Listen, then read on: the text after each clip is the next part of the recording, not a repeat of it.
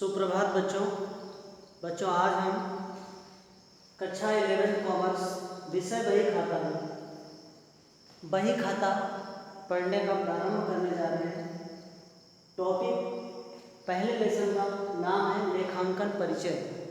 लेखांकन परिचय मतलब हम अपने विषय को, हम बही खाता को सबसे पहले जानेंगे कि बही खाता क्या होता है।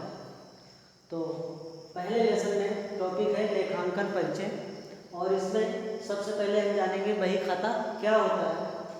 तो बही खाता के बारे में कहा गया है, समस्त व्यापारिक लेन देनों का उचित ढंग से लेखा करना बही खाता कहलाता है।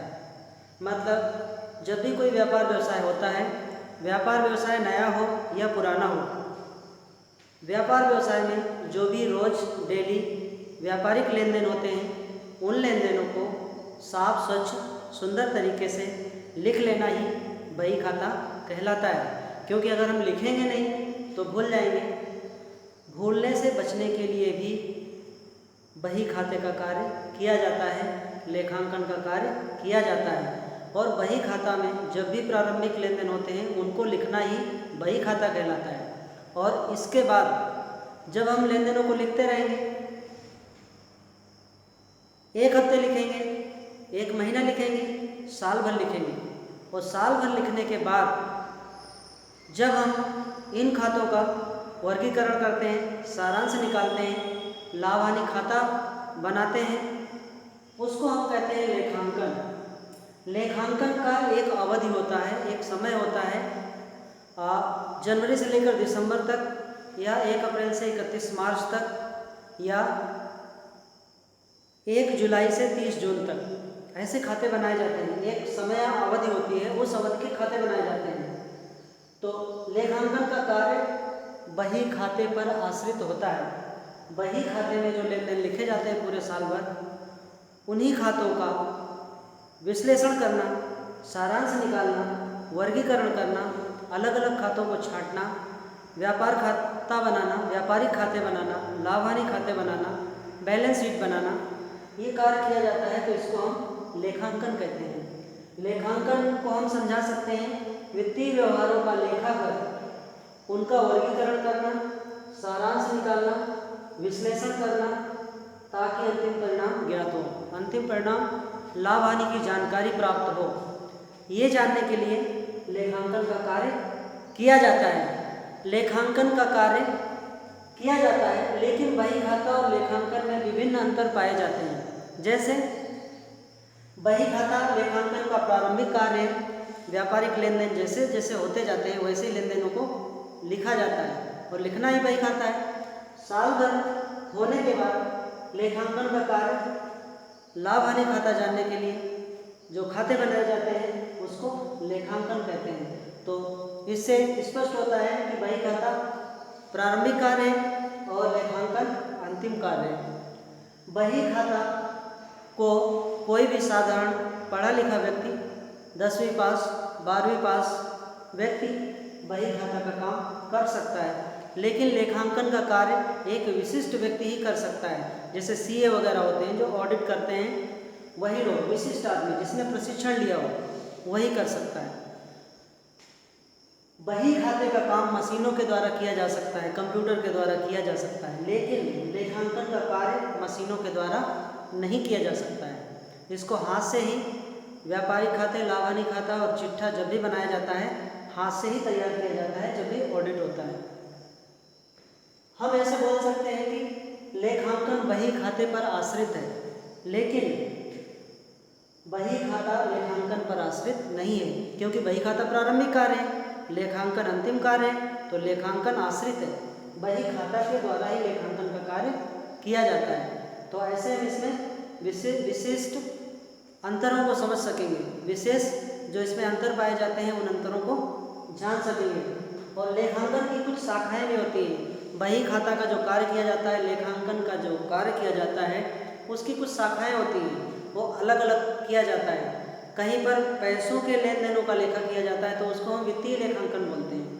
व्यापार व्यवसाय को चलाने के लिए समस्त चीज़ों का जो लेखा किया जाता है, खाते बनाए जाते हैं, उसको हम प्रबंधकीय लेखांकन कहते हैं।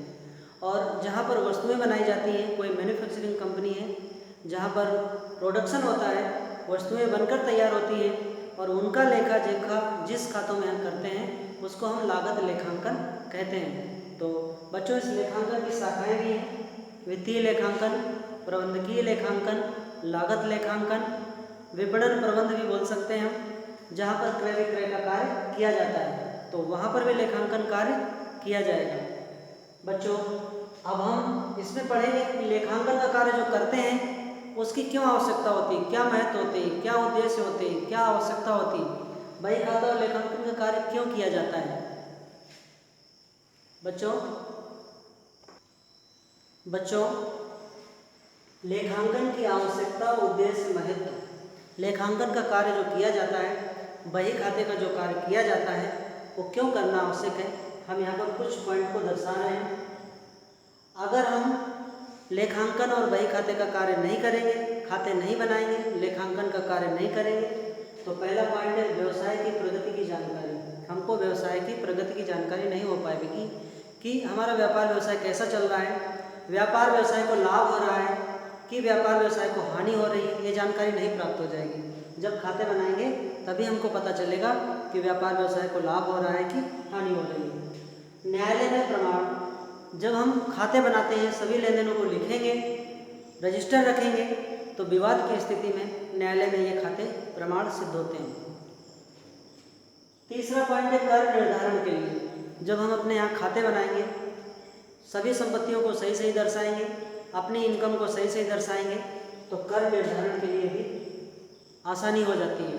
अन्यथा जो भी इनकम टैक्स के अधिकारी आएंगे, सरकारी आदमी आएंगे, अगर हमने खाते सही से नहीं रखे हैं, रजिस्टर मेंटेन नहीं किए हैं तो वो हमको तथ्यों को छुपाने के आरोप में हमसे ज़्यादा टैक्स वसूल सकते हैं।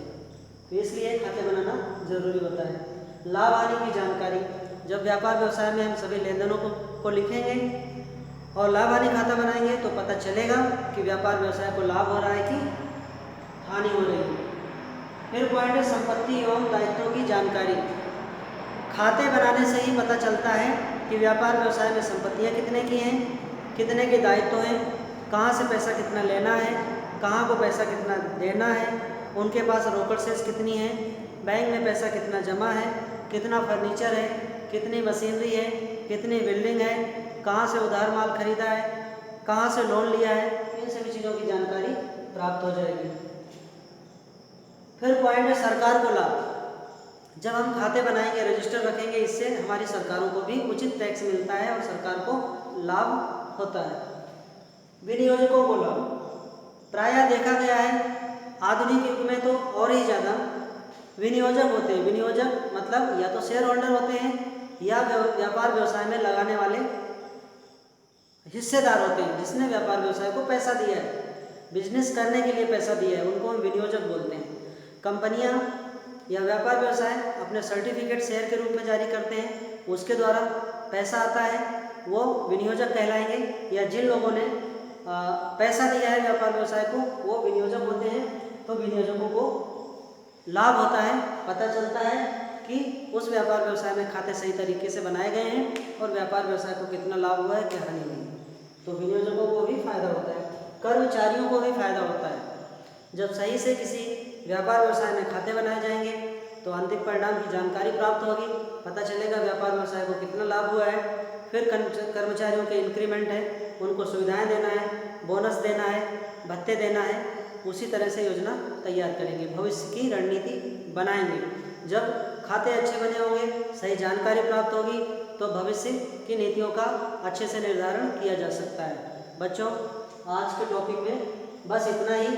आगे हम पढ़ेंगे इसके शब्दावली, व्यापार व्यवसाय की शब्दावली जानेंगे। व्यापार व्यवसाय में बही खाता में कौन कौन से शब्दों का प्रयोग होता है। Thank you, have a nice day. बच्चों सब्सक्राइब करना ना भूलें, लाइक करना ना भूलें प्लीज़, अधिक से अधिक। जैसे ही हम फर्स्ट बार वीडियो देखते हैं आप सब्सक्राइब कीजिए, लाइक कीजिए। Thank you, have a nice day.